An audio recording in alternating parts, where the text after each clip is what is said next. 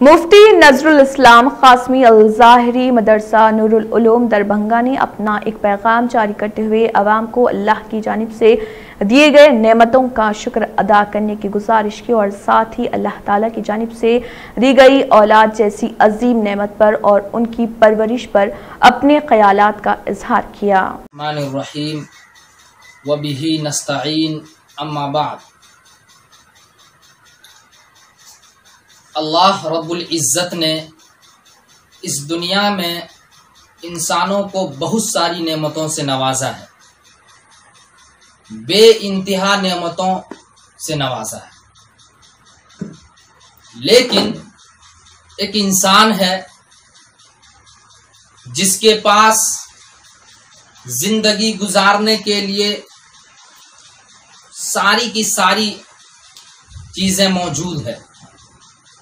मकान, दुकान, खेत खलियान, पैसे, कार, कोठरी, बंगले, बैंक बैलेंस, सारी की सारी चीजें उस इंसान के पास है। और जिंदगी गुजारने के लिए ऐशो इशरत के जितने भी सामान होनी चाहिए एक इंसान के पास मुहैया है, मौजूद है। अल्लाह रब्बुल इज़्ज़त ने उस इंसान को दिया है, लेकिन उसी शख्स के पास और उसी की झोली में इन तमाम तर नेमतों के होने के बावजूद अगर उसी इंसान के पास एक नेमत की कमी है, अगर अल्लाह ने उसको एक नेमत नहीं दिया है और हर चीज होते हुए सिर्फ एक चीज की कमी है, तो वो इंसान अपने आप को नामुकम्मल समझता है। वो इंसान यूं गुमान करता है कि मेरे पास कुछ भी नहीं है, मैं खाली हूं, जबकि उस आदमी के पास जिंदगी गुजारने के लिए सारी की सारी चीजें मौजूद हैं। लेकिन एक नेमत के न होते हुए वो आदमी अपने आप को पूर्ण नहीं समझता। वो आदमी अपने बंगले को बेकार समझता है, खेत को बेकार समझता है, खलियान को बेकार समझता है, मकान, दुकान, जायदाद को, इन सारी चीजों को वो आदमी बेकार समझता है और वो यूं गुमान करता है कि मेरे पास कुछ भी नहीं है, मैं निकम्मा हूं।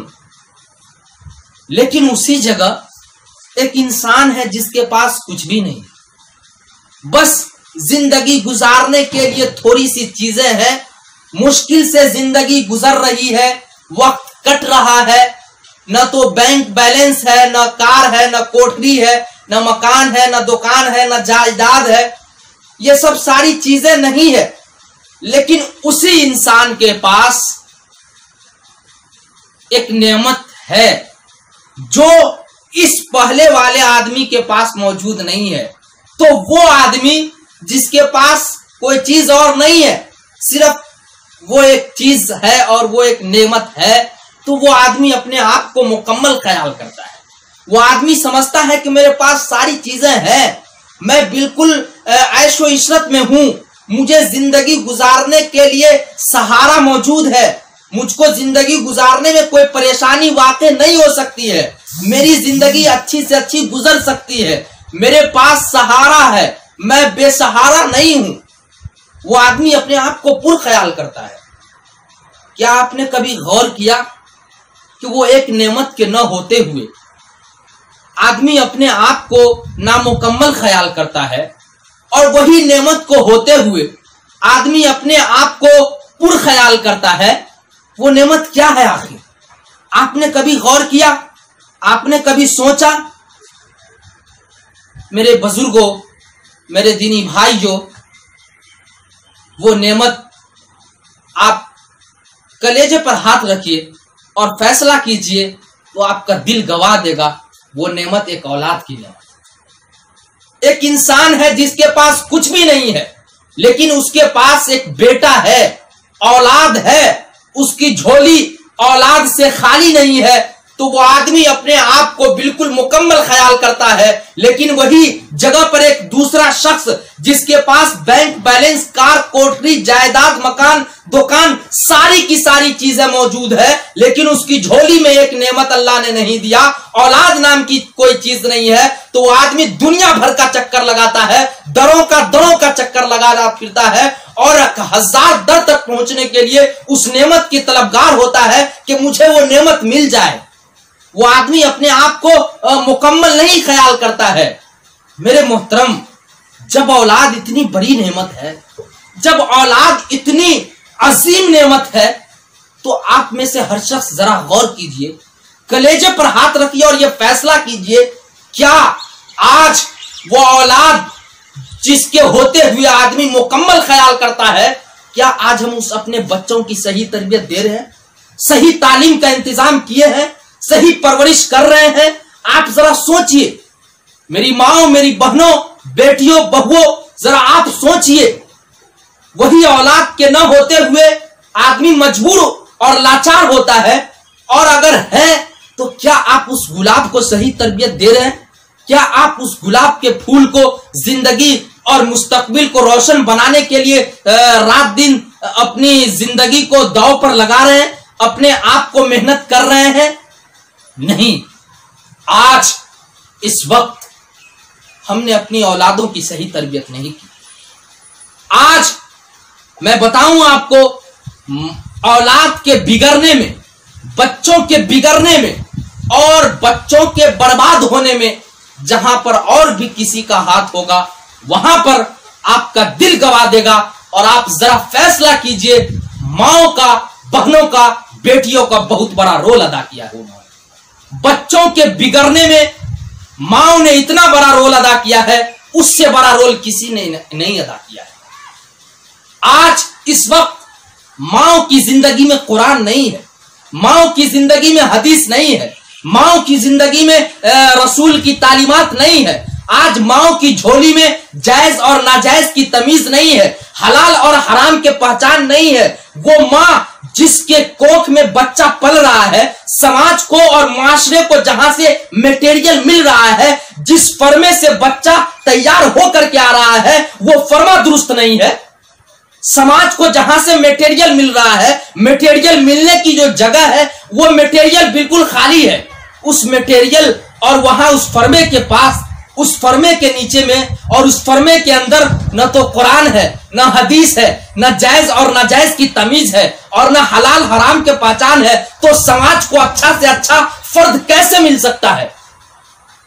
मटेरियल जहां से समाज को आ रहा है, मुल्क मिल्लत को जहां से सामान फराहम हो रहे हैं, मुल्क मिल्लत को जिस कोख से बच्चे पल करके दुनिया के अंदर आ रहे हैं, वो कोख बिल्कुल उजड़ गई है। उन माओ ने अपनी गोद को बिल्कुल सोनी कर लिया, उन माओ ने अपने आप को बिल्कुल निकम्मा कर लिया। मेरी माओ, मेरी बहनों, मेरी बेटियों, आप जरा फैसला कीजिए, जरा सोचिए, हम किस दहाने पर जा पहुंचे। औलाद के बिगड़ने में अगर किसी ने रोल अदा किया है, तो आपने रोल अदा किया है। आप अपने आप को कंट्रोल कीजिए, आप अपनी जिंदगी के अंदर कुरान को दाखिल कीजिए, हदीस को दाखिल कीजिए, रसूल की तालीमात को लाइए, तब जाकर के आपका जो बच्चा जो आपकी कोख में पल रहा है, जिसको आपने 9 महीना पेट में रखा और उसके बाद से 2.5 साल तक दूध पिलाया, ये बच्चा समाज को अच्छा कैसे बन सकता है और समाज के लिए बेहतर कब हो सकता है? समाज के लिए बेहतर तो उसी वक्त होगा जब हम उसकी सही तरबियत देंगे, सही तालीम का इंतजाम करेंगे। लेकिन जब माँ ही अनपढ़ है, जब माँ की जिंदगी में ही वो सारी तरबियतें पहले से मौजूद नहीं है, वो जायज और नाजायज के तमीज पहले से मौजूद नहीं है, तो बच्चे को कहां से वो तरबियत हासिल होगा? बच्चे हमारे कैसे जानेंगे? बच्चों के अंदर वो तमीज कहां से पैदा हो? इसलिए जरूरत है यहां पर कि माओ का रोल आगे होनी चाहिए और माओ का किरदार बच्चों को सही तरबियत देने के लिए माओ को आगे बढ़ना होगा। आज बच्चों के बिगड़ने में और आज जो गांव देहात और मोहल्ला और समाज को ये चोर डकैत और लुखे लफंगे और ये सारे बच्चे जो मिल रहे हैं, इन बच्चों के मिलने में और समाज को बिगाड़ का जो सबब पैदा हो रहा है, इन सब के जरिया जो है वो एक मां का किरदार है। माओ ने आज अपनी गोद को बिल्कुल सोनी कर लिया है। आज माओ की गोद उजड़ गई है। आज माओ की जिंदगी में कुरान नहीं है। आज माओ की जिंदगी में हदीस नहीं है। आज माओ की जिंदगी में जायज और नाजायज का फर्क नहीं है। यही वजह है कि समाज को जो बच्चा मिल रहा है और समाज को जो मटेरियल हासिल हो रहा है, वो जगह जहां से समाज को और जो फर्मा होना है और जिसको फर्मा की शक्ल में दुनिया को पेश करना है, और जो फर्मा है वो फर्मा बिल्कुल टेढ़ी है। ईंट की भट्टी में अगर ईंट का फर्मा दुरुस्त नहीं है तो ईंट दुरुस्त आपको नहीं मिल पाएगा। इसलिए मेरी माओ, मेरी बहनों, आप अपने आप पर जरा गौर करें और आप अपने आप को जरा फैसला कीजिए और अल्लाह के हुजूर में आप अपने आप को मुकम्मल कंट्रोल और अल्लाह के हुजूर में अपनी दास्तान को रखिए और फिर वहां से आप जरा हाथ उठा करके सोचिए और दुआएं मांगिए अल्लाह से, और आप जो गलती कर चुके हैं इन गलतियों से बाज आइए और अपनी औलाद को सही तरबियत दीजिए। मैं एक नमूना और एक फर्मा बतौर मिसाल के मैं आपको यहां पर पेश करने की कोशिश कर रहा हूं, और इस वाकये से आप अपनी जिंदगी को फिर से मुनव्वर कीजिए और ये वाकया को सुनकर फिर से अपनी जिंदगी में वो रोशनी पैदा कीजिए और जो गलती हो चुकी वो गलती से तौबा कीजिए और आइए और ये हिम्मत कीजिए और अज़्म और हौसला बुलंद कीजिए कि अब हमसे जो गलती इससे पहले हो गई है, अब ऐसी गलती नहीं हो सकती है, और हम अपने बच्चों को सही तरबियत देंगे, सही तालीम का इंतजाम करेंगे और उसको सही बातों का इल्म देंगे और हर मौका हर लम्हा में उसको सही तरबियत हम देने की कोशिश करेंगे। आप जरा सुनिए, आप दिल्ली के सरजमीन का वाकया को ज़हन में रखिए और दिल्ली के सरजमीन में आपको ले चलता हूं और वहां के इस वाकया से आपको अंदाजा लग जाएगा कि बच्चों की तरबियत किस अंदाज से होती है।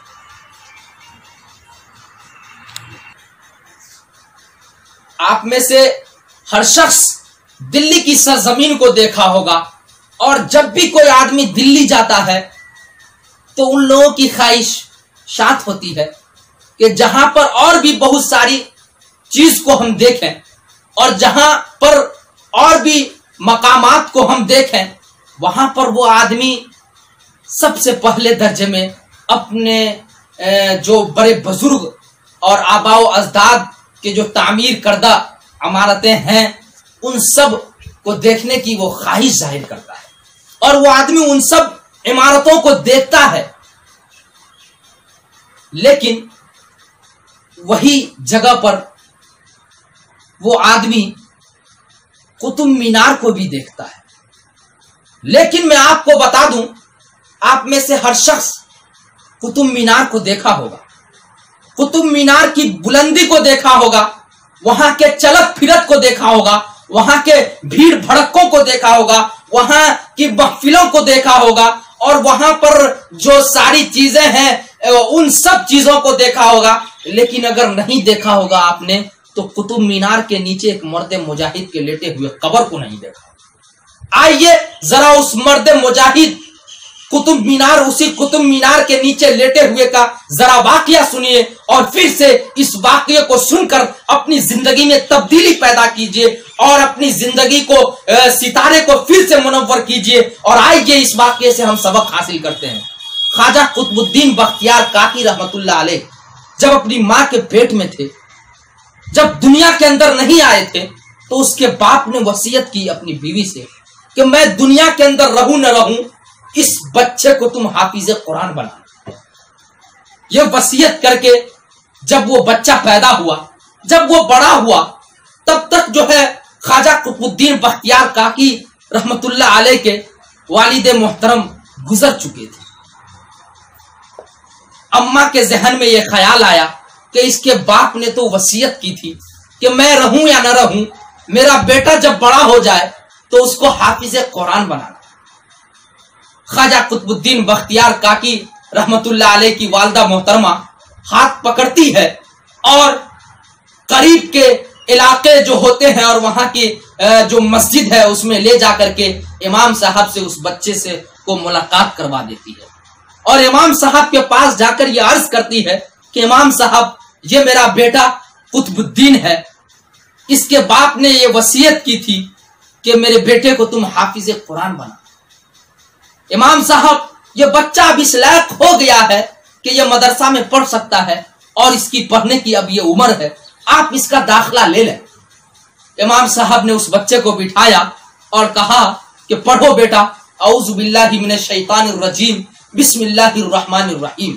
इतना पढ़ना था कि वो बच्चा अल्हम्दु शरीफ से पढ़ता हुआ 15 पारे बगैर किसी चीज के देखे हुए और बगैर कुरान करीम को सामने रखे हुए, वो बच्चा जिसने अब तक मदरसे के कभी चेहरे को नहीं देखा था, वो बच्चा अल्हम्दु शरीफ से जो शुरू करता है तो 15 पारे तक सुना डालता है और वहां पर जाकर वो खामोश हो जाता है।